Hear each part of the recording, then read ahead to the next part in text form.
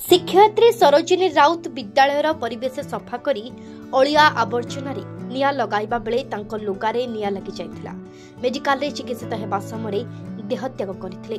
आज होछि शिक्षयित्री सरोजिनी प्रथम श्राद्ध वार्षिकी श्रद्धांजलि सभा विद्यालय परिसर रे करा जाइथिला।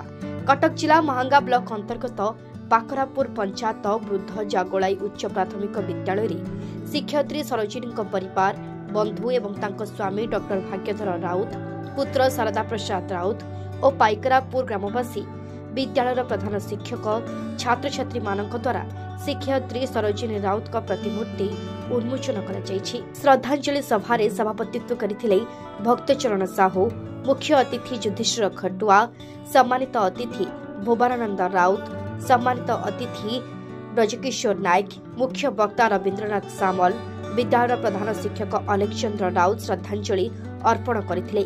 सभारे सहयोग करथिले सरपंच प्रताप कुमार परिडा, प्रभात कुमार राउत, पुरुषोत्तम साहू, शारदा प्रसाद राउत, ज्ञानरंजन राउत, विश्वनाथ राउत, प्रियदर्शन राउत, पाइकरापुर ग्रामर बुद्धिजीवी माने श्रद्धांजलि सभारे सहयोग करथिले। स्वर्गत सरोजिनी राउत जने आदर्श शिक्षयित्री थिले।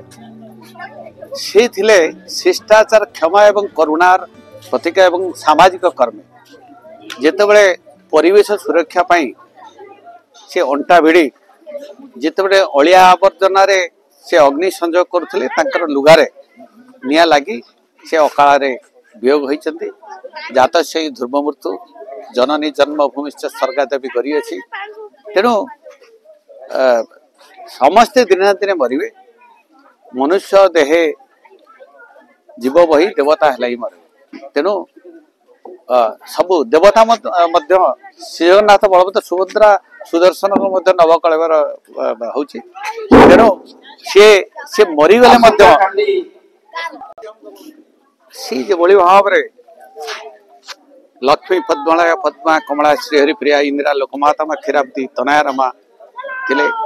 जड़े परिवार प्रकृति रे से थिले चक एवं से थिले जड़े आदर्श गृहिणी, जड़े आदर्श शिक्षयित्री, सुसंगठिका, सामाजिक कर्मी एवं निजर स्वामी पाई से थिले प्रकृति रे देवी सदृश।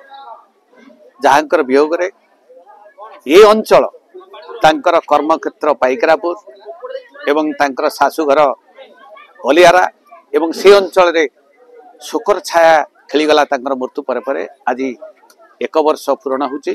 तांको उद्देश्य रे आज ये विद्यालय छात्र छात्री एवं ये अंचल जो माने श्रद्धालु रही तांकर उद्यम रे आज तांकर प्रतिमूर्ति उन्मोचन होईची विद्यालय प्रांगण रे। आज तांकर यही श्रद्धांजलि सभारे शताधिक श्रद्धालु जोग देइथिले एवं तांको प्रति श्रद्धा निवेदन करथिले। एवं आज आम प्रार्थना करूचु से जेउठी थांतु पछे तांकर आत्मार सद्गति हो, से भलरे थांतु। एति होची श्री जगन्नाथ निकट रे मोर निवेदन। तो आज प्रथम श्राद्ध उत्सव भाउजंकर भाउजने सुशिक्षयित्री जहाँकि ग्रामवासी माने तार परिचय देइचंती।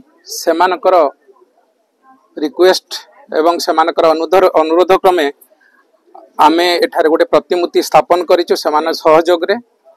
आज बहुत लोक एठी एकजुट हेतिले एवं तांकर बहुत शिक्षाविति एठी तांकर स्मृतिचारण करथिले एवं सेही स्मृतिचारण रे भाउजंकर प्रत्येक कार्य प्रणाली एवं तांकर जो समाज प्रति जो प्रकार कर्तव्य से कौन करिचंती सब आलोचना करुथिले। तेणु सेथिपाई आमे आनंदित।